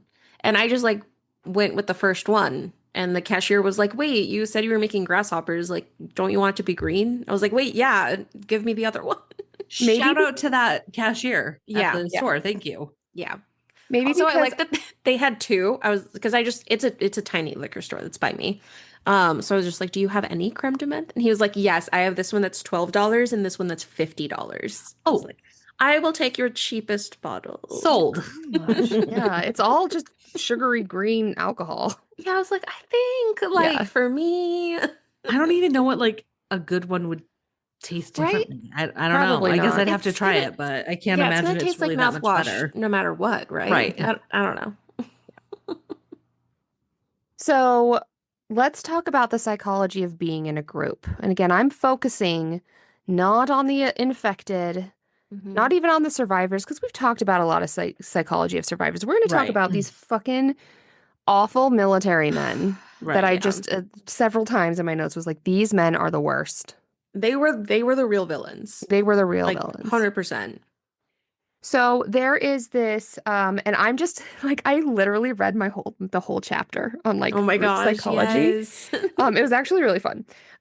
So there's this concept of social facilitation, and this is kind of saying that there's a process where when you're in, and I guess this is actually not talking about the men. So first I'm going to talk about the survivors. This is talking about when you're in the presence of others, it changes how you perform on certain tasks. So this is why I kind of feel like Selena or other survivors may or may not want other people around them. And so it's in the social facilitation that happens when you're near other people. If you're performing simple tasks, your performance improves. If you're around other people and you're performing difficult tasks, your performance worsens. I can attest to that personally. Yeah. And it's like when you're like, you have to type in front of another person. It's like, I forget you lose all brain cells. Yes. They're gone. Yeah, I'm like, oh God. They're all gone. Yes, because this is even if you just know that someone is around, even if they're not directly affecting you. So even if it's not like, Selena was running with Jim and so she had to like slow to him. It's just even if she knows that he's seeing her run. Yeah. And this is because when you know others are around, it triggers this dominant response in you. And so a dominant response would be with any task that you're faced with, the dominant response is the one that is naturally the quickest and easiest to do. So being around someone else triggers that response to happen first. So when the task is easy, generally the thing that is the quickest and easiest to do, that is going to be successful because it's an easy task. But if you're in a difficult task or faced with like a really complicated situation on how to, run away from the infected people, the quickest and easiest thing to do might not be that dominant response. So having others with you might affect you. Mm-hmm. So that was kind of why I think she had the stance that she had. Yeah.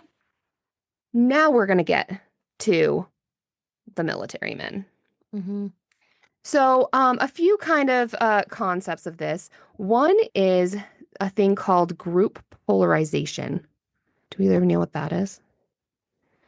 So this talks about when you're in a group of people, and typically groups of people are formed if you have things in common, like, you're all military guys in a zombie apocalypse or whatever. Mm-hmm. But as your group discusses things, because you all happen to have like some things that are similar, and you're trying to make decisions in that group, you're going to tend to lean toward the more of the exaggeration of things.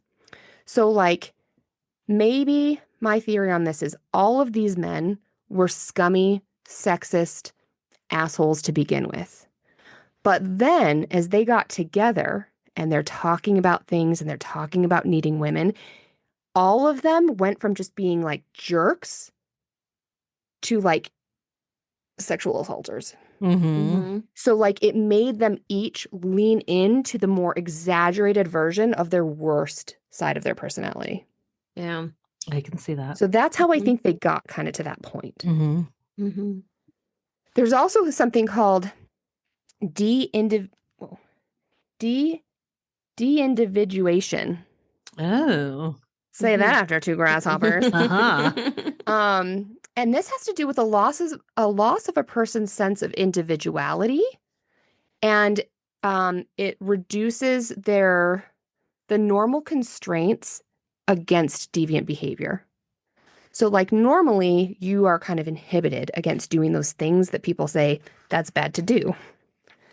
But then when you have this de-individuation, Yeah, that sounded good. That sounded good. When you have this de-individuation and you're like part of this group, you can, those like inhibitions can kind of go away. Some ways that happens is through like reduced accountability. So especially being part of this group, especially a group where society doesn't exist anymore, really, the rules, the government. If you're less likely to be caught doing something that is gratifying, but that is normally against the rules, you're probably going to do it. So in my 2005 textbook, it talks about this study where they posed this question to a bunch of college students, and it gave them no prompts other than, if you were truly invisible for 24 hours, what would you do? The majority of people, this is not even just a significant amount of people, but most of the people, the thing they identified was criminal. I saw that. I've seen that before. Like most people would do something criminal. Or like, especially like if they interview men, like it's a lot of it is sexual assault. So. Well, and the one that like this my book refers to is like typically they're saying like rob a bank. Yeah, 100%. That's where my mind went. But like if you're Step one, rob a bank. Like if you're truly invisible, you cannot get caught. Most people are going to say, okay, I'm going to do something criminal. I'm going to go do a little bit of a crime. A little crime. Which made me think, like, if I was truly invisible for 24 hours, what would I do? Would I do something criminal? I don't know. Now that I've done so much reading on this, I feel like I can't like objectively answer this question for myself. Yeah, if I got no warning, I would spend 24 hours stressing about what I should be doing. Yes. Because I'm an anxious person.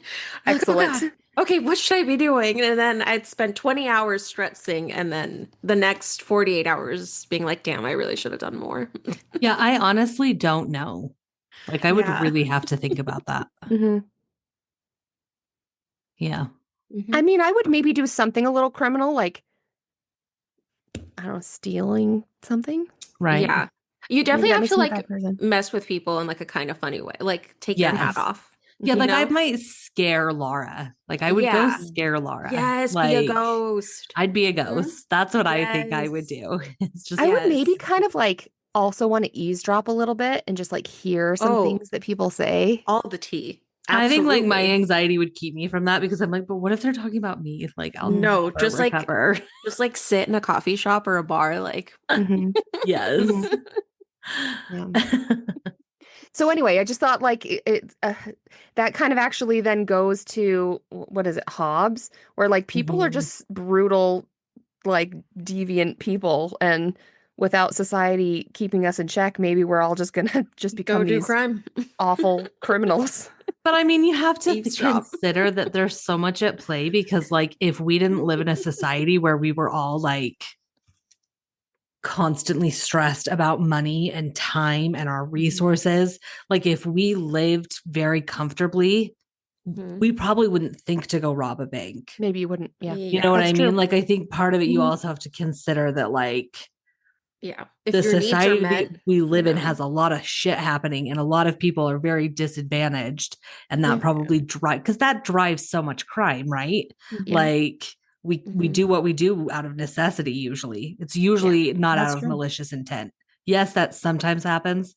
Typically though, it's out of necessity. Yeah, that's So someone like someone that has all the money they could ever want would never Right. think to go rob a bank. they wouldn't do anything related with getting more resources. But then I'm thinking about some people in the world right now, and I'm thinking, okay, but they would do something equally as terrible. Oh yeah, they would like, do something They would do shitty, something worse. but it I'm wouldn't be for invisible, personal I'm gonna, gain. like- It would be for like their Mhm. own evil heart. Yeah.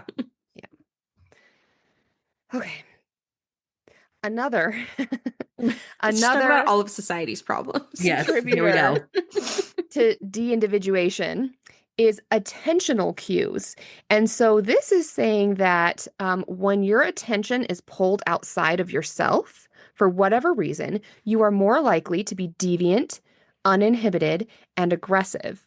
And some ways that they've studied this, because I think, in this movie, this is happening because their attention is not on themselves. Their attention is on surviving the infected. Mhm. But then in real world scenarios, that's things like even like at raves where there's like flashing lights and loud music, people's attention can't be on themselves. They're overstimulated. And when they're Mhm. overstimulated by things that take their attention away from themselves, they are going to act more aggressively, uninhibited, and deviant. Interesting. That's Mhm. really interesting. I Yeah. feel Makes like sense. So I feel like these men, they have no accountability because no one is holding them to any rules or laws. Their attention is clearly on anything but themselves. They're also experiencing this group polarization where they're already with a group of kind of alpha, aggressive, awful people. So it's pushing them to that polarized position. And then there's also something called groupthink, which I think is a thing that like people know Yeah. Yeah. and Yeah. talk about a lot. But so this would be things like how people can kind of get to groupthink. And that's when you have this excessive tendency to want cohesiveness among group members. So like you all must be alike. We all need to, assault these women. We all need to like torture these men, like whatever. That happens when you have a group that's highly like cohesive. So these men are all kind of in this together and they're in this very small group. Your structure is where you're kind of all the same. Those men all look the same. Like Yeah, they really like I could not tell some No, of them they do. apart. Mhm. Yes. same vibes Mhm. for all of them. They're also all wearing the same uniform, Right. Yeah. I mean, yeah. which even just wearing a uniform, that's a whole other thing where it can Right. kind of make you tend to do things you wouldn't normally do if you're dressed Mhm. like people doing something deviant. Yeah. I can see that. Mhm. You have isolation.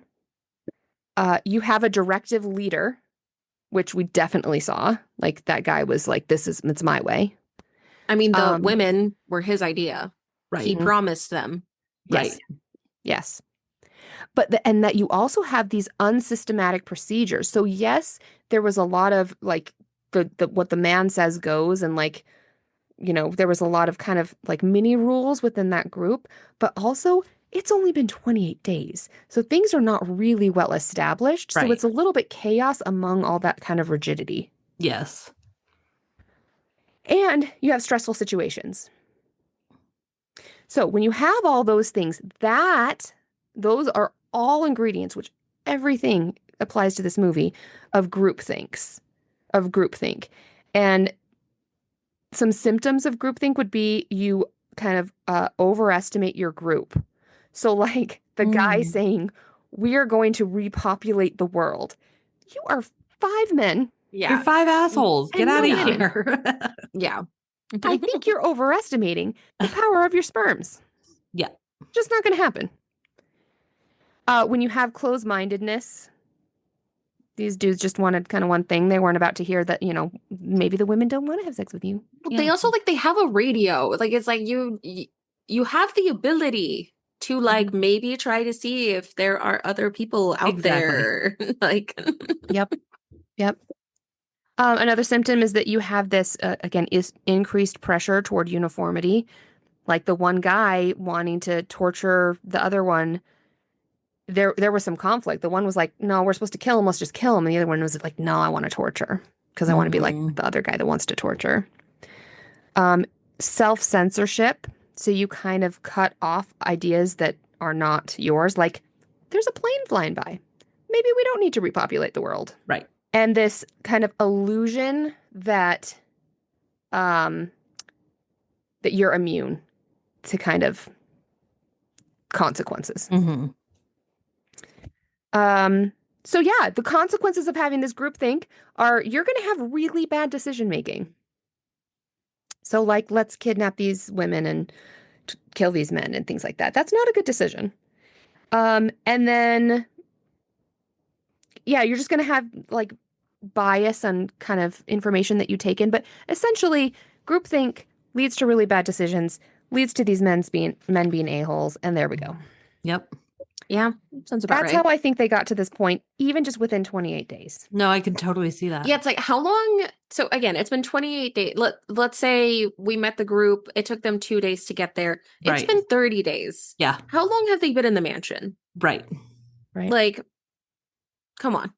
You know what it made me think of though? Is like Mean Girls, like in high school. Like it's a very similar, like the whole group think idea. Like, and that shit happens fast. So like I get that, like, no, for sure. Yes. Yeah. Especially in this situation where it's kind of like an end of the world situation. It's happening faster than it's just in an accelerated pace. Well, and it's actually almost that it helped it thrive. Like the nature of it being so like feudalistic actually helped them, kind of roll into these parts easier. Like they probably got in it quicker because there was no outside anything keeping them from it. There was no constraints. Yeah. Yes. Yep. Interesting. Yeah. So there's my psych on those awful men. Yep. Yeah. That's where I decided to go tonight. Yep. No, I think that's all very fair. Yeah. No, they were the real monsters. They really were. Yeah. Worst part of the movie. Yeah. I know. Yeah. No, again, I was like, I mean, I kind of figured there was something about this movie that made it so people still talked about it and liked it 20 something years later. But I was like, men. Oh God, that's so much darker than I thought this was going to like zombie chases is what I expected. No, men. I think it was the penis. It was Gillian's penis. And if that's what you want, you like only have to wait 1 minute. Yes. Really quick. They're quick. Yes. Title scene. Yes. Okay. I have just a few fun facts. I think I tried to mention some while we talked, but let's see. Oh, one is that the chimp who's like tied and like watching TV at the beginning, his name is Johnny. Johnny. I love him. They didn't really hurt him though.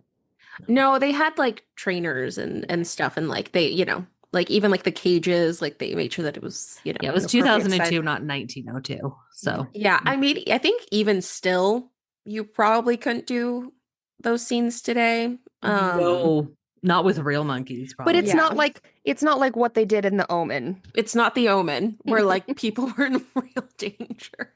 Yeah, that was something. That was It's not something. The Omen.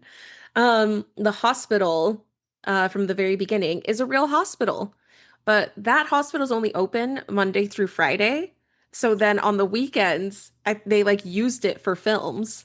So Monday through Friday, open as a real hospital. Weekends, they would open for filming, and then all the money that they made from filming went to the hospital. So That's that a was good like idea. a way for the hospital to like bring in some extra money. You know what? I like that. Mhm. Capitalize on what you've got. Yeah, Yeah. I mean, I don't know what kind of hospital. I'm a kind of hospital that can I mean, I'm guessing close not on the emergent. weekends. Yeah, But that yeah. So I because don't think it's like emergency that's what care. I'm wondering. I'm like, okay, so what if you do a procedure on Friday, you think they're getting out, but then there's a complication? What Yeah, Yeah, where it's does the probably not patient that go? kind of I'm assuming hospital. it's like not an emergency Right. hospital. Mm, I Right. mean, yeah. that was also 20 years ago. I don't even know if that hospital's still open. Mhm. Right. Um, but that's how it worked when they did it. Yeah. So that's how they got the empty hospital, and then to get like the empty London shots, because like I was curious. I was like, Me like, is too. this green screen? Like, how did That's what they? I was wondering. So it was actually shot in London. And so what they did was a combination of shooting like super, super early in the morning Mm. and then using like partial police blocks. So like where they would be Okay. like, okay, we can close the road for this amount of time. But like it was like Yeah. really short. So like the scene where the bus is flipped over, they only had like I want to say it was less than an hour Oh my gosh. to shoot that. Like him walking That's a through lot of the pressure. empty street where the bus is flipped over. Mhm. So they had to be like in and out for all of Yeah. these scenes. It was like, okay, we can pause everyone, but like you have to be very quick to like get this through. So they did that. And then for the driving, where they're like driving into Manchester, we get like the big empty highway at that's Yeah. like an actual major highway. So what they did is like they had a police barricade in the front, a police barricade in the back, and they just slowed traffic to give them Wow. like a window. But I Wow. think, That's yeah, wild. so I think they only had, like, I swear it was like 1 minute. Like, I think they got 1 minute of Right. usable footage for Them the to driving use. scene. And then they just had to use like a ton of different cameras. Oh my gosh, Like, that's crazy. which is maybe why we get the slowest reveal of the burning Because mansion. they're like, we earned this moment. We're gonna use every second of it. That's amazing. Yeah. I'm surprised. Like I might be kind of pissed if like I was like trying to No, get can you somewhere. imagine? And Well, and the freeway one was shot between like 7 and 9 a.m. Yeah, like rush hour? Can work you imagine hours. being late to work? You know, though, now it would be a really good story. Like one time I was late for work because then Yeah. you'd have a good like party story, you know? That's a good like two truths and a lie, you Yes, know? exactly. Like, yeah. No, Mhm. that's a good one. Um, so along with them using, real locations, they did film in a real church for that opening scene. So they said it was really fun talking to the priest about how they were gonna paint the end is extremely fucking Nice. nice on their wall. That's amazing. Extremely For the fucking movie. high. They also had no money, and so all of the dead bodies are like college students Nice. that they like. They jokingly in the commentary were like, "We probably offered them free tea or something." Like I think they offered them nothing, Right. and we're like, "Please come Please. put a Get to dead be a body." movie. Help us, Yeah. we're poor. Mhm. Yeah. So mostly college students. If not that you could tell anything, but if you saw any of them No. move or anything, give them. They a could break. have just put coats and stuff and I wouldn't have even noticed. No, Like, right. yeah. Yeah, no. Speaking of not having any money, the big explosion scene in the gas station cost 250,000 pounds. Okay. So probably like 300,000 US, which today would be like $500,000. Okay. So like Mhm. it was I think their budget was like 8 million. Wow. So that So was a that's a good big chunk. chunk. That was a big chunk of their budget. Well, it was a good It was scene. cool. It was a So, good explode. No, I liked it. Like you could Mhm. tell, it was really on, like very practical. I was like, Mhm. that is real fire that I'm Mhm. Mhm. watching go through. The unfun part is that someone didn't do their job and didn't tell the police. So everything else was like it was above board. They got all the permits. They like did everything, but like someone forgot to tell the police. So the real fire department showed Oh no. Oh no. Did they get like a fine or something? Because I mean, Honestly, I could I see would that. imagine. Yeah. But it's like I honestly I don't even know if it was someone on like their set because they had all the permits and everything was above board. So like I even wonder if it was like someone else like Yeah. forgot to fight. Like I don't even know if it was their fault, but Right. someone didn't do their job. Can you Oh, imagine no. like the firefighters showing up to that scene though and thinking like, oh my God, what has happened? Was just Right. being like there's been a giant explosion. Totally. And then The being gas like, oh, station sorry. blew up. It's actually just a movie. No, Our guys, bad. it's cool. Sorry, you can go.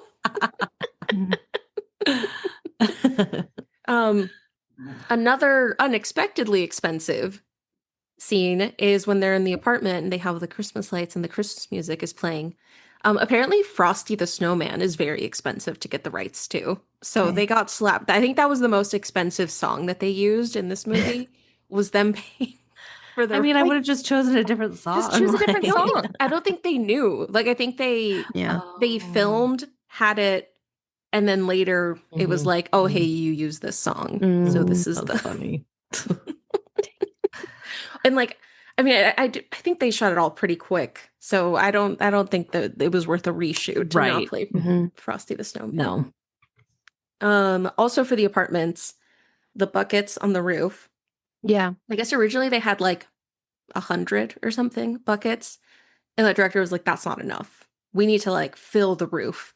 So they had like a very short amount of time to go find like 1,000 buckets. Cause it was like, no, we need 1,000. So it's like completely covered. Okay. And Well- why there are laundry baskets. I was gonna say, Yes. I was like, wait a hot second. That's a laundry basket with How's that gonna hold holes. any water? Yeah. That's gonna hold like an inch of water. Mhm. So It's that actually would be it was the kind of funny. explanation. It was kinda actually. funny. Like I don't know. Yeah. I guess I get why they kept it in because it was kind of funny. It was kind of, well, no, I could see that as the like, okay, like, what do we have that can hold any? It's like the laundry basket could hold like 1 centimeter of water. Mhm. But that's why they had that there. That's funny. Oh, one error that they talked about is that the zombie, whose name I keep forgetting, the one that they have locked up in the Milner courtyard. or Myler? Mailer. Yeah. Mailer. We see Laura. him when they arrive. He's one of the soldiers that's opening the gate. Oh, that's Oh. funny. So he originally was like cast as just a regular soldier, and they was like, "Hey, you're doing a really good job. Do you want to play a zombie?" Yeah. So they switched him to that, and they deleted most of the scenes he was in, except for that one. They Mhm. forgot I didn't even notice. about that one, or they couldn't delete it because that was like them entering. Mm. Mhm. Either way, that's him. We see him Okay. earlier, Okay. and then he becomes So Mhm. it doesn't exactly track. They mentioned in the commentary, but I didn't see it. I think you can see a car somewhere driving. Oh, that's funny. Like they mentioned it, but I was like, I have no idea. I don't know. Right. I mean, yeah. Yeah. Most people won't notice. That's the thing. Yeah. Like, if it's small details like that, I feel like a lot of times people making these movies stress about them. But for the most part, people are so caught up in the thing that you're supposed to be looking at on the screen. Like, you don't Pay attention notice. to the shit that drives us nuts, not the things we don't notice. Mhm. Like, pay attention to the actual errors that Yeah. you're making. Like, No, for sure. Although we on, did yeah. notice the That- tiny laundry basket. Like, yeah, we did notice. notice Yeah. the laundry baskets. I feel like that adds to the desperation, though. I do too, of, actually. Like, just I don't Just know, whatever let's I put everything can. on the roof, you know. A very unfun fact, but it's kind of a part of like how we see this movie now, is that the movie was written pre 9/11, but they Okay. shot when 9/11 happened. So like they were Oh. filming their cute picnic scene when On 9/11 had 9/11. just Oh, happened in the yeah. US. And then Yeah. it was released in 2002. Right. And so they did have like there were criticisms about things like the poster board with like people like look because it was like hey like this just happened in the US Right. and like people Mhm. really did that and you know Yeah. like so It was the- a little soon. yeah but then like a Mhm. lot of people think that it kind of does a good job reflecting like a Yeah. post 9/11 world Right. and like so it's you know it's something that I like saw and they talked about in the commentary like how weird it was shooting what was probably like the most positive scene in the whole movie On with that this like day. their little celebration and stuff. Like that's what they were filming when they Yeah. got the news. So it was like Wow. a very strange atmosphere on Very. set while they were filming the movie. Like I can't even imagine like filming a movie like this when that like yeah. But I think seeing it post 9/11, like that does make you wonder, like the opening scenes, like I asked, like, are these real? Like, so I mean, I get how it actually like Yeah. Mhm. was timely to the energy that the movie was going for, you Yeah. know? Totally. Yeah. No, definitely. Mm-hmm. Yeah. Wow. And then the last one I had was that the like rage, because again we don't get that much information, but like Like what it the really rage is. was like loosely based on Ebola because it's something that can be transferred to like humans, animals, and like can be transmitted through blood. Oh, So I like thought you were going to say something about Ebola that like it has emotion. I didn't know where you were going with because that. Ebola So can actually turn you into a Just zombie. Ebola. Yes, right. Okay. That's where like they loosely try to like they try to base it off of something that was real, you know? Okay. Like to get some of the symptoms and the way that it yeah. So Hmm. yeah, that's all the fun facts and unfun facts Nice. I had. Mhm. So something terrifying happened to me during this movie, and it made me think of one of the notes that I wrote down. So I'm gonna explain I don't my remember story because I was time. with you. No, you were Uh-huh. there, Laura. I was drinking a LaCroix, Okay. which is an Achaeon. Okay. Mhm. I have a septum piercing. I have never had an issue with it, but I took a sip and you guys, I don't know what happened, but the can, the little lid thing got stuck on my septum and like pulled it. It was terrifying, you guys. Oh God. Like it was just fully terrifying. Like I was I fine. left- It didn't actually pull it out or anything. It was I totally left- okay. I left the room for a minute and I came back and she was like, "This is the worst thing that ever just happened." I was like, "What?" Okay, so it made me think of it because there was this scene where Selena was in the bathroom and Jem came in and she was like holding her ear because Mhm. like somebody pulled her earring out. And I was like, you know what? Of all the times to wear hoop earrings, the zombie apocalypse would not be that time. Not the time for hoop earrings at Like, all. no.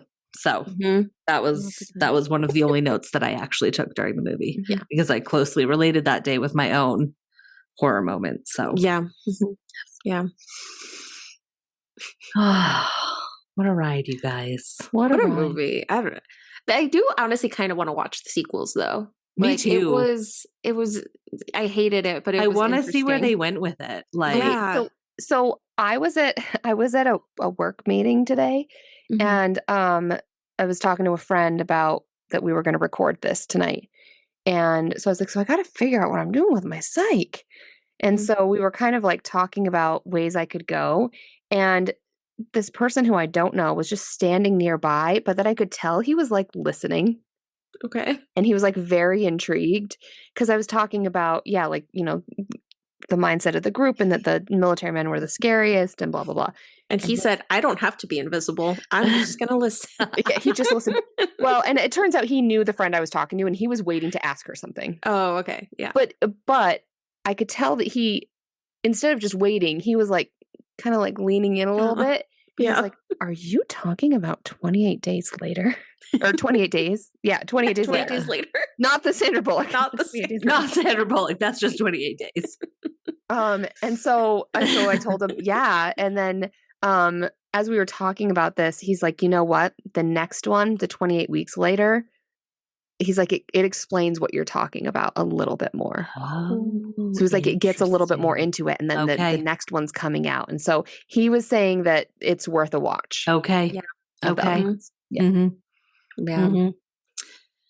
Because yeah, we'll get into it, but like I don't really enjoy watching it. Like, I mean, it was so random. I don't know. It was random. It was not. Yeah. So well, let's just get into it. All right. Because here on Spooky Sips, we don't give stars. We give sips. So out of 5 sips, we're gonna rate this movie. And I don't know, you guys. I don't know where to go. Honestly, this one is really tough because visually it's hard to watch. Mhm. Like visually, I was like, this looks so bad that like my brain just had a hard time encoding anything. Yeah, like, but it's like, and I'm thinking about the fact that this looks weird and bad. Like it's taking me out of the movie. But Agreed. also, like it kind of worked because I was like, I don't know, that's what 2002 looked like. yes, This was the quality that we got back then. Like it is. you know, like I don't know. It's all over the place because like you have the most random scenes. You get Jim as Rambo. You get the cab jumping over the cars. Like it's so weird, but also it was kind of an interesting story. I don't know. I just think I had a hard time like caring. Like I don't know. I had a hard time like being like, ooh, I'm interested in what's happening and I want to see what happens next. Like the only scene that I actually felt engaged with was the eye gouging scene. Yeah. The rest I was just kind of like, okay, where's this gonna go? Yeah. But I didn't hate it and I enjoyed talking about it. So I don't know. Okay. I'll just give a number. Okay. Okay. Because that's Help what us we're out. here for. Yes. So I feel like it's hard because I feel like sometimes I look at my previous ratings and I'm like, what the hell was I thinking? But in our defense, me, somehow none of us think about our ratings No, before we don't. we start recording. Until this for moment. me, there's parts of this movie that I really liked. I liked some of the randomness. I liked the horror being the actual military men. I liked the scene where he's walking around and society is gone. And I think it holds a place. I'm concerned the fact that I watched this not that many years ago and completely forgot. Yeah. Yeah. That does say something.